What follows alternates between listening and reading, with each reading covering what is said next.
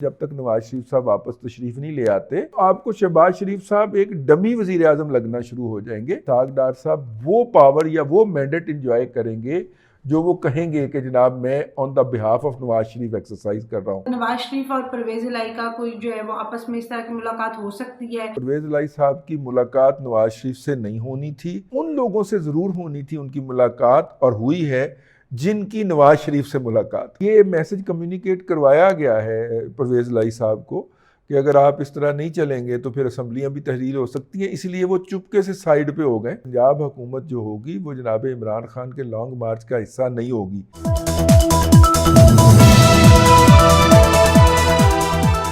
अस्सलाम वालेकुम नाजरीन, प्रोग्राम बात से बात के साथ मैं हूं आपकी मेज़बान अफीफा राव और मेरे साथ मौजूद है मुल्क के नामवर तजियाकार रिजवान रजी साहब। अस्सलाम वालेकुम सर। वालेकुम अस्सलाम, क्या हाल है आपके? मैं ठीक हूँ। काफ़ी कुछ दिन के गैप के बाद जो है वो सर दोबारा आपके साथ जो है वीडियोस का सिलसिला शुरू हो रहा है। इसके दरमियान में काफ़ी खबरें ऐसी थी जो कि हमने मिस की, जिस पे हम आपका एनालिसिस जो है वो उस तरह से नहीं सुन सके इस प्रोग्राम में, लेकिन आज कोशिश करेंगे कि उन सारी चीज़ों को जो है वो डिस्कस करें और अभी जो सिचुएशन चल रही है उस पर भी बातचीत करें। तो अदालतों की तरफ से सर बड़ा रिलीफ मिल रहा है। इमरान खान को तो रिलीफ मिल ही रहा था, फिर मरियम नवाज़ की भी अब जो है वो पासपोर्ट उनको वापस मिल गया है, लेकिन मरियम नवाज़ जो कहती थी कि मुझे अगर ये थाली में भी सजा के मेरा पासपोर्ट देंगे और कहेंगे मेरा नाम ईसीएल से निकाल देंगे तो भी मैं इनको कहूँगी कि ये उठा के ले जाएं। लेकिन अब खबरें आ रही हैं कि शायद वो लंदन रवाना हो रही हैं और अपने वालिद साहब से जो है वो वहाँ पर मुलाकात करेंगी। तो आप इस सारी सिचुएशन को किस तरह से देखते हैं कि वो कब तक जो है वो जा रही हैं, और क्या वो नवाज शरीफ को लेने जा रही हैं और नवाज शरीफ उनके साथ वापस आएंगे, या मरियम नवाज भी नवाज शरीफ की तरह वहीं रह जाएंगी? देखिए, बुनियादी तौर पे इसाक डार साहब की जो वापसी है वो इस बात का इंडिकेशन है कि मरियम नवाज शरीफ जो हैं, नवाज शरीफ साहब की वापसी मतलब कि होने वाली है। इसाक डार साहब की वापसी इस बात का इशारा है कि नवाज शरीफ साहब वापस तशरीफ़ लाने वाले हैं। ये बात आपने पिछले व्लॉग में भी की थी कि जी जी इसाक डार की जी जी वापसी जो है वो नवाज शरीफ की। जी। अब नवाज शरीफ साहब जब पिछली दफ़ा आए थे अपनी बेगम को मिस्र मर्ग पे छोड़ के, जो बाद में अल्लाह ताला को प्यारी हो गई, तो उस वक्त भी उनके साथ उनकी साहबजादी थी। वो अपनी साहबजादी को अपनी सियासी मीरास का असल वारिस समझते हैं और हर उस मौके के ऊपर उनको आगे करते हैं या प्रमोट करने की कोशिश करते हैं जहाँ से मरियम नवाज शरीफ के सियासी कद में इजाफ़ा हो। अब कोई इससे इख्तलाफ करे या इत्तेफाक करे, अपने वालिद के साथ जेल जाने से मरियम नवाज शरीफ के सियासी कद में इजाफ़ा हुआ और एक मज़लूमियत का तासुर उभरा कि देखिए उनके ख़िलाफ़ तो कोई केस बना ही नहीं था और वो केस तो एग्ज़िस्ट ही नहीं करता था जिसमें मरियम नवाज शरीफ को गिरफ़्तार करके जेल में डाल दिया गया। तो नतीजे के तौर के ऊपर अब जेल भी एक ट्रेनिंग होती है सियासतदान की, वो वहाँ पे रहीं और मरियम नवाज शरीफ जो हैं उन्होंने अपने आप को साबित किया कि वो मज़बूत असाब की मालिक हैं। सियासतदान से हम यही इत्तेफाक तवक्को करते हैं क्योंकि कौमी अहमियत के बहुत अहम मामलात जो होते हैं उसको हमा वक्त उनको डील करना होता है, तो वो मासूम मज़बूत असाब का मालिक हो। तो मरियम नवाज शरीफ ने ये सारे 2-4 स्टेप जो थे ये क्वालिफाई किए, बल्कि आप मुझे कहने की इजाज़त दीजिए कि उनके वालिद ने करवाए। तो अब ये जो वो फातिहाना वापसी है उनकी, वो उसको कैसे मिस करेंगी? तो दो सूरतें हो सकती हैं।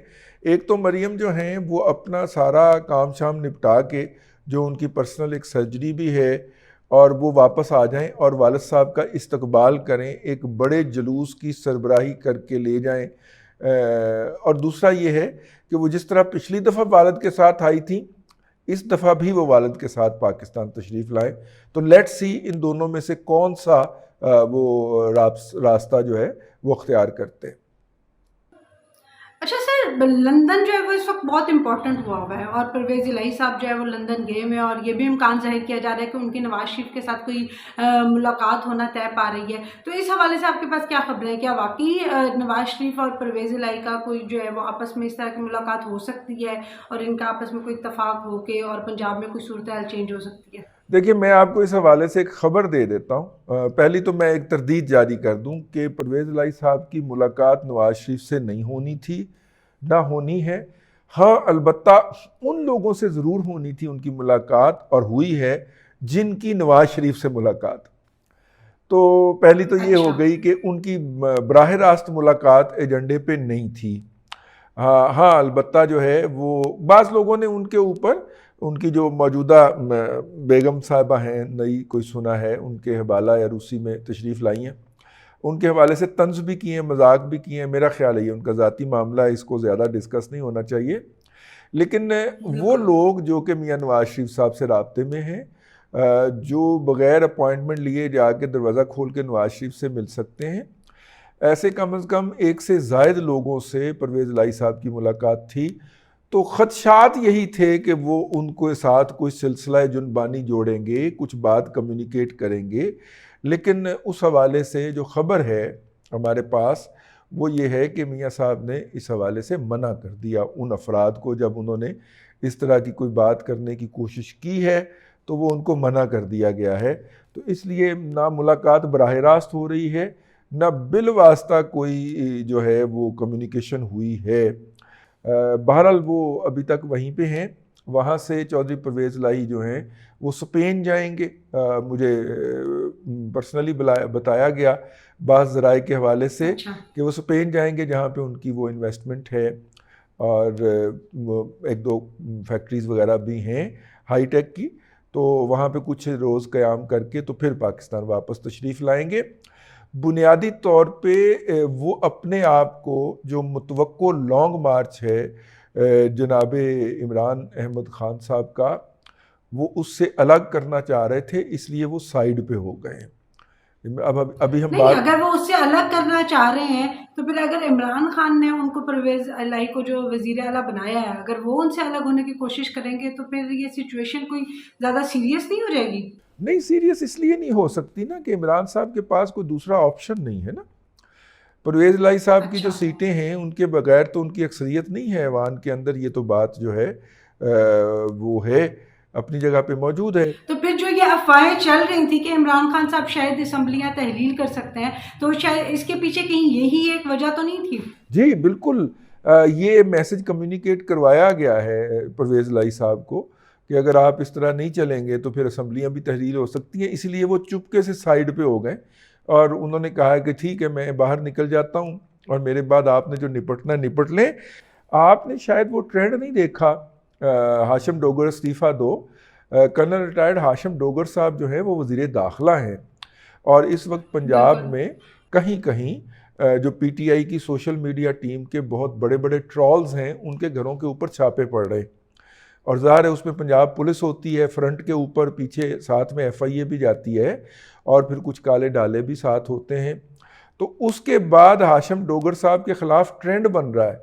और अभी मैं इस प्रोग्राम में बैठने से पहले एक ख़बर देख रहा था कि हाशिम डोगर साहब ने ये कह दिया है कि पंजाब हुकूमत जो होगी वो जनाब इमरान खान के लॉन्ग मार्च का हिस्सा नहीं होगी एज ए गवर्नमेंट।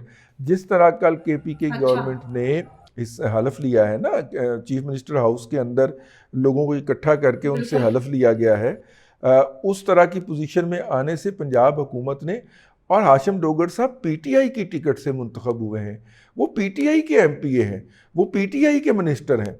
उन्होंने जब पंजाब हुकूमत की तरफ से ये कहा है तो फिर आपने देखा कि टॉप ट्रेंड बना हाशिम डोगर इस्तीफ़ा दो, और उस ट्रेंड को लीड कर रहे जी। थे अज़हर मशवानी और अरसलान खालिद, उसको लीड कर रहे थे और उसके ऊपर वो ट्वीट्स फरमा रहे थे। तो इससे आप अंदाज़ा कर सकते हैं कि विद इन पार्टी भी एक कॉन्फ्लिक्ट इस्टेब्लिश हो गया है, जिसमें जो शख्स जो है वो इमरान खान साहब की बात के ऊपर मनो अन अमल नहीं करेगा, पार्टी के अंदर भी उसकी ट्रोलिंग भी होगी, उसकी गालम गलोच भी होगी।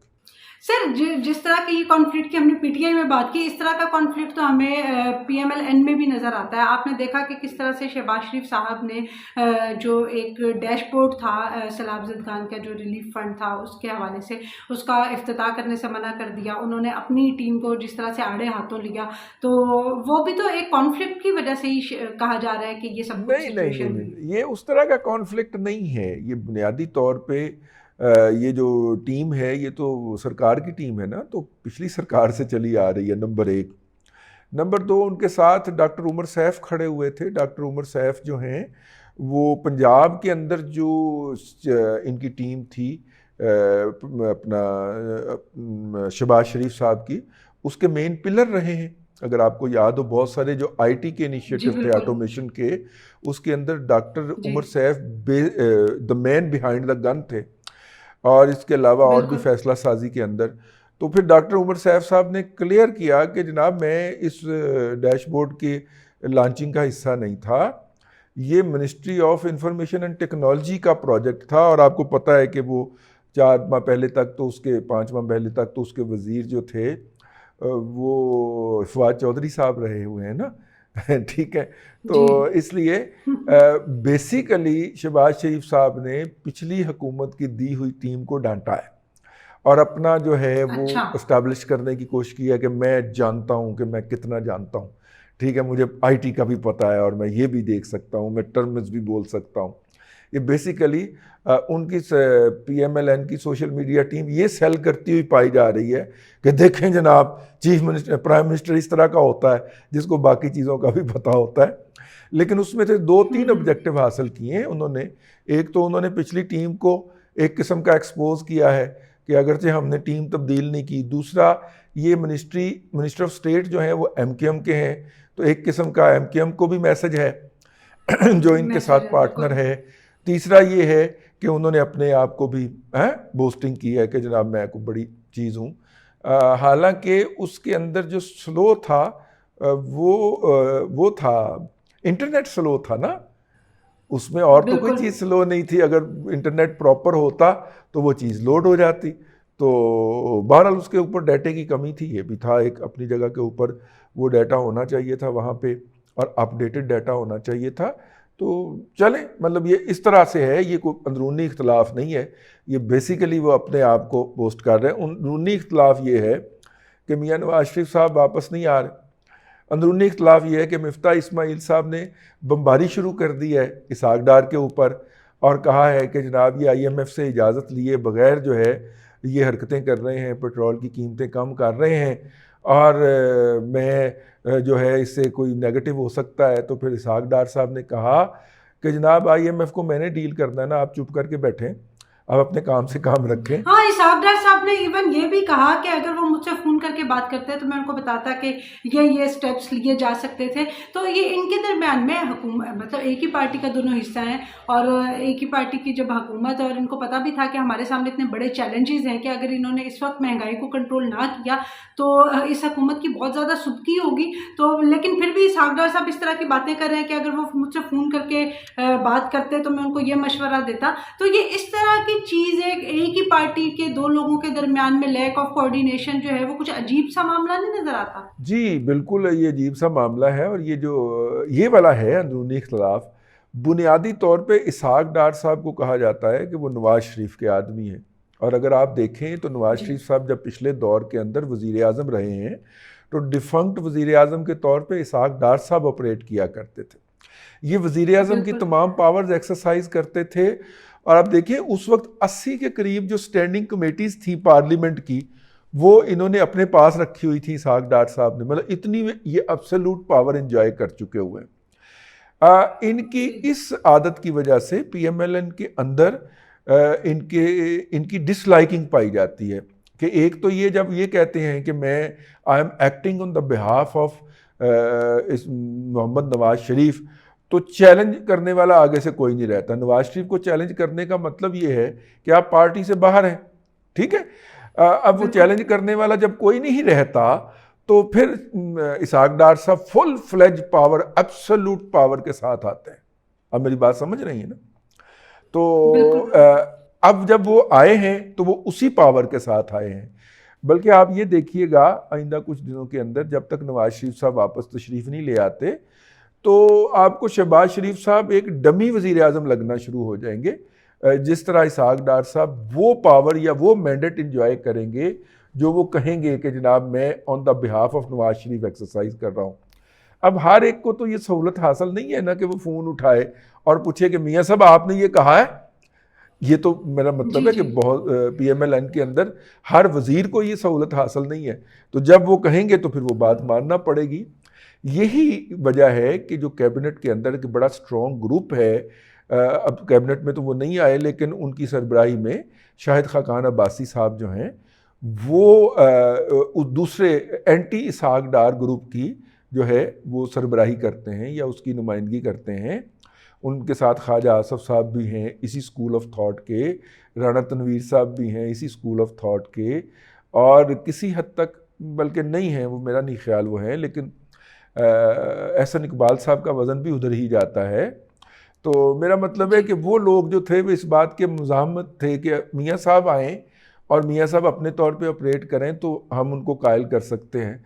इसहाक डार साहब ने तो बहुत एब्सोल्यूट पावर लेके चलना होता है। अब मसला ये है, एक बात, उनके पास जो इकनॉमिक विज़िट था वो मिफ्ता इस्माइल थे।